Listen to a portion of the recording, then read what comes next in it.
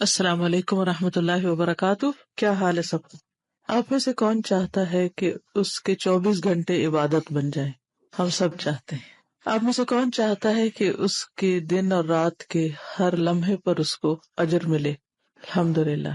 یہ کیسے ممکن ہے؟ یہ اسی وقت ممکن ہے جب ہمارے یہ سارے اوقات اللہ سبحانہ وتعالیٰ کی اطاعت میں گزرے، اس کی فرما برداری میں.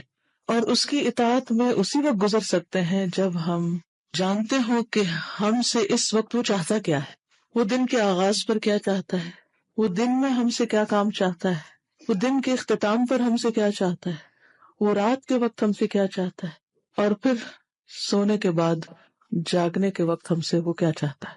جب ہمیں یہ سب باتیں پتہ چل جائیں اور ہم ان کے مطابق اپنی زندگی کو ڈھال لیں تو ہی ہماری زندگی عبادت بن سکتی ہے.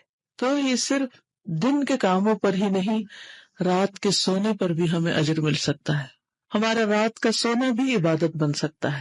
خوش قسمت ہیں وہ لوگ جو علم حاصل کرتے ہیں اس نیت کے ساتھ کہ وہ اس پر عمل کر سکے، اور عمل اس نیت سے کرتے ہیں کہ ان کا رب ان سے راضی ہو جائے، اور وہ اپنی اس مختصر سی زندگی میں، چھوٹی سی زندگی میں جو گنی چنی ہے، اس زندگی کا ایک ایک دن یادگار دن بنا لیں. مومن کے لیے صرف چند دن یادگار نہیں ہوتے. مجھ سے اگر کبھی کوئی یہ سوال کرے کہ کوئی اپنا یادگار دن بتائے تو مجھے حیرت ہوتی کہ کس معنی میں یادگار. مومن کا تو ہر دن ہی یادگار ہوتا ہے، اور یادگار ہونا چاہیے. ہر دن ایک اسپیشل دن ہونا چاہیے، کیونکہ کسی بھی دن کی اہمیت کچھ کم نہیں، ہر دن بہت اہم ہے.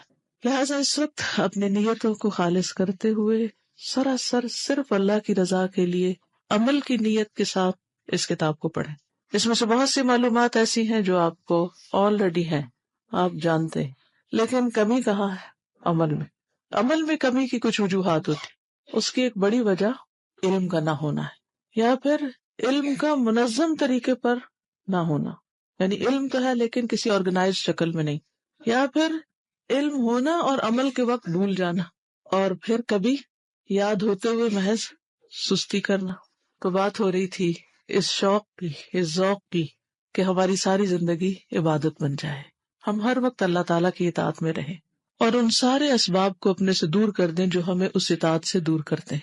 ہمیں اس کا فائدہ کیا ہوگا اگر ہماری ساری زندگی عبادت ہوگی؟ ہماری ساری زندگی اگر اللہ تعالیٰ کی اطاعت کے مطابق ہوگی تو اس کا فائدہ کیا ہوگا؟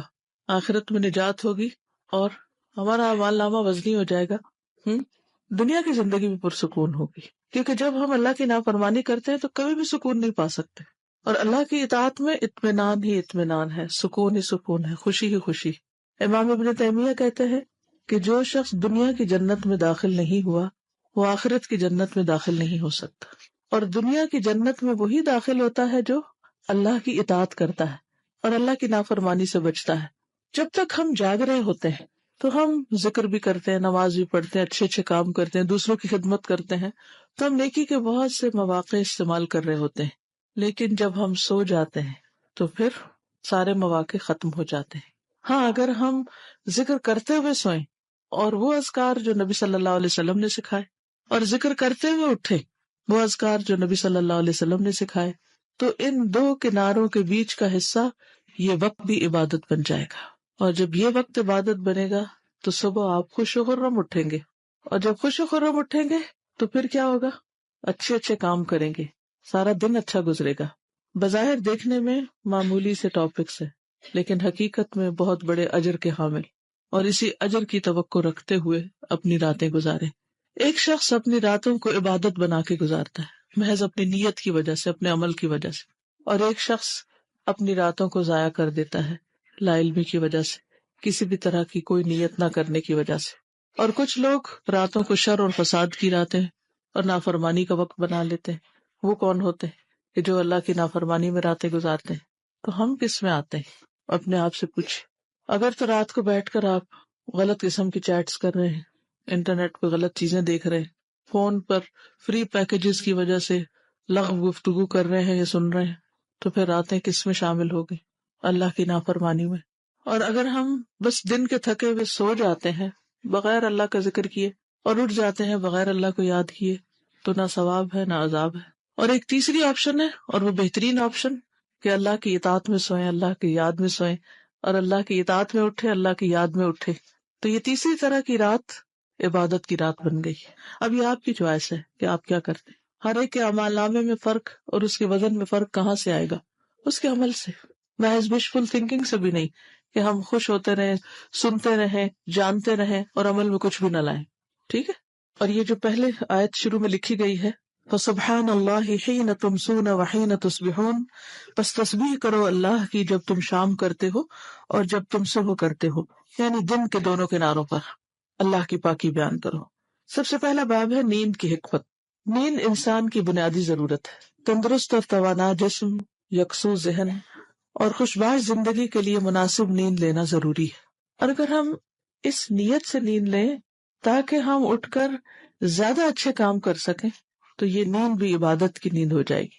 اللہ تعالیٰ نے نیند کو آرام کا ذریعہ قرار دیتے ہوئے فرمایا وَجَعَلْنَا نَوْمَكُمْ سُبَاتًا وَجَعَلْنَا اللَّيْلَ لِبَاسًا وَجَعَلْنَا النَّهَارَ مَعَاشًا، اور ہم نے تمہاری نیند کو باعث آرام بنایا اور ہم نے رات کو لباس بنایا اور دن کو روزی کمانے کا ذریعہ بنایا. یعنی رات آرام کے لیے، جسے لباس پہن کر انسان کمفرٹیبل ہو جاتا ہے، سردی گرمی سے بچتا ہے. اسی طرح لحاف بھی ایک طرح کا لباس ہے، تو وہ آرام کا سمبل ہے. تو رات کو اللہ نے آرام کے لیے بنایا، اس کو پردہ پوش بنایا، اس میں اندھیرا رکھا ہے، اور پھر دن کو کام کے لیے. لیکن آج کل کیا ہو رہا ہے؟ عمومی طور پر لوگوں کا طریقہ زندگی تبدیل ہوتا چلا جا رہا ہے، اور اس کے ساتھ ساتھ وہ اپنے آس پاس کی ساری انوائرمنٹ کو ڈسٹرب کرتے، جانوروں کو، پرندوں کو اور ماحول کو. بجلی جہاں اللہ کی ایک بہت بڑی نعمت ہے، ہم نے اس کو مس یوز کر کے اپنے لیے باعث عذاب بنا لیا. دن بھر کی مصروفیت اور تھکاوٹ کے بعد نیند انسان کو سکون اور راحت بخشتی ہے. اللہ کی کتنی بڑی نعمت ہے. ارشاد باری تعالیٰ ہے وَمِن رَحْمَتِهِ، یہ وہ رحمت ہے جو ایک حصہ صرف اللہ نے زمین پر اتارا ہے. اس رحمت میں سے من رحمتہ جعل لکم اللیل والنہار لتسکنوا فیہ ولتبتغوا من فضلہ ولعلکم تشکرون.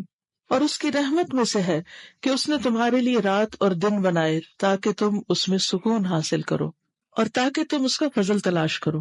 اب آیت میں پہلے لیل آ رہا ہے اور پہلے سکون آ رہا ہے، پھر نہار آ رہا ہے اور پھر تاکہ تم اس کا فضل تلاش کرو، یعنی کام کرو، اور تاکہ تم شکر ادا کرو. کس بات پر شکر؟ کہ اللہ نے رات اور دن بنائے اور پھر اتنی زبردست ٹائم مینجمنٹ کی کہ ایک وقت آرام کے لیے بنایا اور ایک وقت کام کے لیے بنایا. Perfect balance. اور جو شخص اس اصول کے مطابق زندگی بسر کرتا ہے وہ زیادہ پروڈکٹیو انسان ہوتا ہے، زیادہ بہتر طور پر کام کر سکتا ہے اور زیادہ بہتر صحت کے ساتھ زیادہ اچھے کاموں میں آگے جا سکتا ہے. پھر ہے نیند اللہ کی نشانیوں میں سے ایک قابل ذکر نشانی بھی ہے. اللہ تعالیٰ کا ارشاد ہے وَمِنْ آيَاتِهِ مَنَامُكُمْ بِاللَّيْلِ وَالنَّهَارِ وَابْتِغَاؤُكُمْ مِنْ فَضْلِهِ إِنَّ فِي ذَلِكَ لَآيَاتٍ لِقَوْمٍ يَسْمَعُونَ. اور تمہارا رات اور دن میں سونا، اور دن میں سونے سے مراد قیلولہ ہے، نہ کہ دن بھر سونا، اور اس کے فضل کو تلاش کرنا اس کی نشانیوں میں سے ہے، یعنی دن میں کام کرنا اس کی نشانیوں میں سے ہے.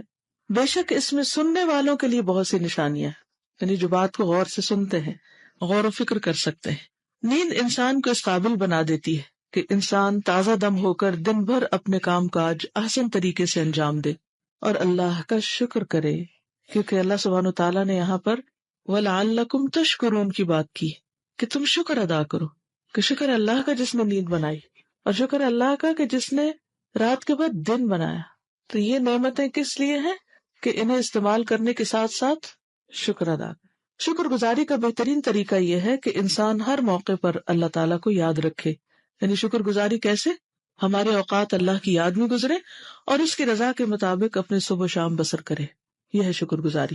تو اس میں کرنے کے کام کیا ہیں؟ نتائج نکالیے. کیا سمجھ میں آئی؟ کیا کریں؟ What to do؟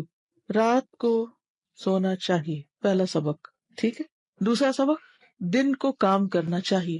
پہلا سبق رات کو سونا چاہیے، دوسرا دن کو کام کرنا چاہیے. تیسرا شاباش، کام کرنا چاہیے تاکہ اللہ تعالیٰ کا فضل تلاش کرے. ٹھیک ہے نا.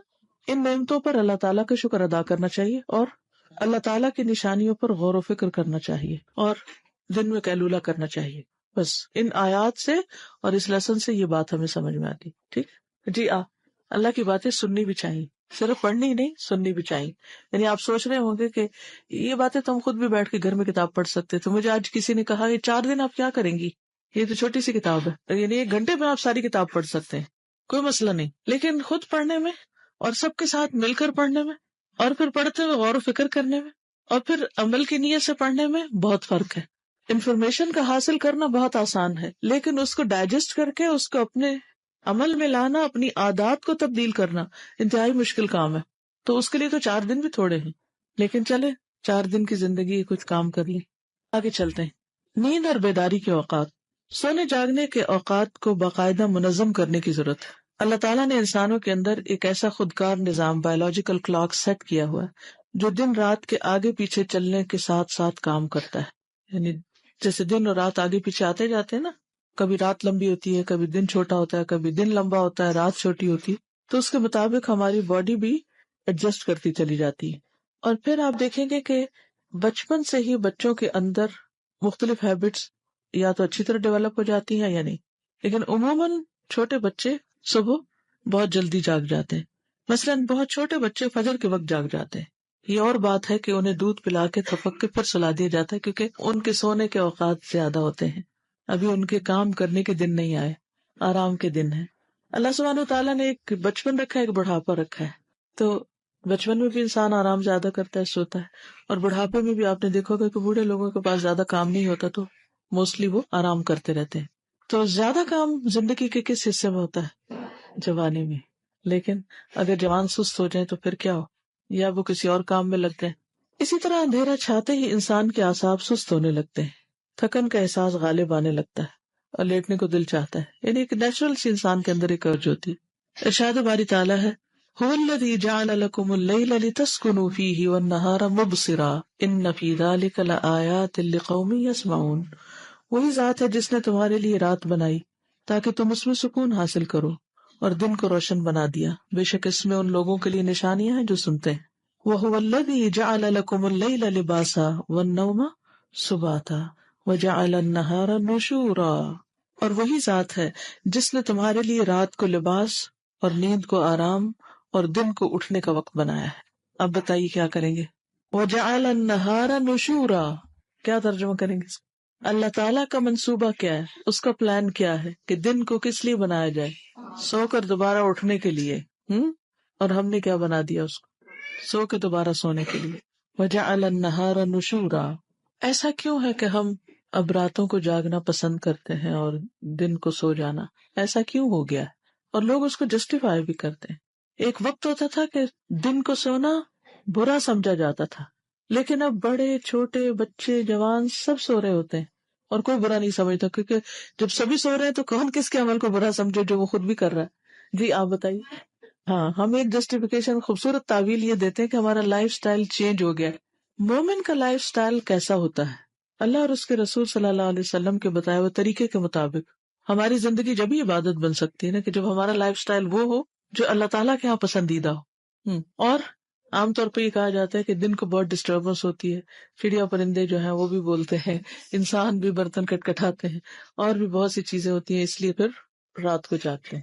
اور کیوں جاگتے ہیں رات کو؟ دن کو عام طور پر زیادہ سو جاتے ہیں تو پھر رات کو نیند نہیں آتی.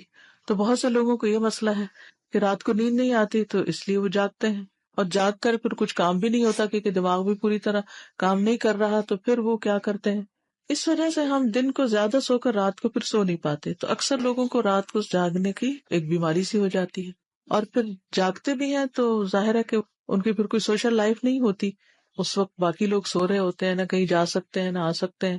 پھر ان کو کوئی کمپنی چاہیے ہوتی ہے، اگر گھر والے باقی سو رہے ہیں تو پھر وہ کمپنی کہاں سے ملتی ہے؟ ان کو آن لائن ملتی ہے. اور بہت سے غلط کام پھر رات کو ہوتے ہیں. سورۃ الفلق میں کیا ہے؟ وَمِن شَرِّ غَاسِقٍ اذا وقب. تو غاسق اندھیرے کو بھی کہتے ہیں کہ اندھیرے کے شر سے. تو رات میں جہاں کچھ اچھے کام ہو سکتے ہیں وہاں رات کا اپنا ایک شر بھی ہے، تو جس سے بچنا بہت مشکل ہوتا ہے. جی بعض اوقات کام زیادہ ہوتا ہے، اس میں انسان دن کے اوقات کو اگر صحیح طور پر استعمال کرے تو دن میں کام ختم ہو سکتا ہے. اگر کبھی کبھار زیادہ ہو جائے کام تو رات کو جاگا جا سکتا ہے، لیکن اس کا یہ مطلب نہیں کہ پھر دن میں اس سے ڈبل سوئیں. وہی جو آپ دن میں سو رہے ہیں وہ دن کو کام کر لیتے، کیونکہ دن کے وقت اور خصوصاً دن کے پہلے وقت میں اللہ سبحانہ وتعالیٰ نے بہت برکت رکھی اور کام جلدی مکمل بھی ہو جاتے ہیں. کچھ جابس ایسی ہیں کہ جو نائٹ شفٹس ہوتی ہیں جن میں جاگنا ہی پڑتا ہے، لیکن وہ چند لوگوں کی ہونی چاہیے نا، کسی ریزن کے تحت. تو ایکسیپشنل کیس ہر چیز میں ہے. مثلاً روزے فرض کیے گئے لیکن جو بیمار ہوتے ہیں ان کے لیے رخصت ہے. نماز فرض کی گئی لیکن کچھ لوگوں کے لیے رخصت ہے کہ وہ مخصوص دنوں میں نماز نہ پڑھے. تو رخصت تو ہر چیز میں، ہر کیس میں. یہاں عمومی بات ہو رہی ہے کہ فطرت کا ایک عام قانون اور تقاضا کیا ہے اور اس کے خلاف جانے کے نقصانات کیا ہیں. تو رات کو جاگنے کے نقصانات پر ہمیں غور کرنا چاہیے، خواہ وہ صحت کے اعتبار سے ہو، خواہ وہ سوشل لائف کے اعتبار سے ہو، خواہ وہ ہماری ریلیشن شپ کے اعتبار سے ہو. کیونکہ اگر مثلاً کوئی شوہر رات بھر جاگتا ہے اور دن پر سوتا ہے تو اس کے ریلیشن اپنی بیوی اور بچوں کے ساتھ کیسے ہوں گے؟ تو لائف ڈسٹرب ہوگی نا. اچھا، اب کیا ہے کہ جب ہم دن کو سوتے ہیں تو کھانے پینے کے اوقات بھی بدل جاتے ہیں.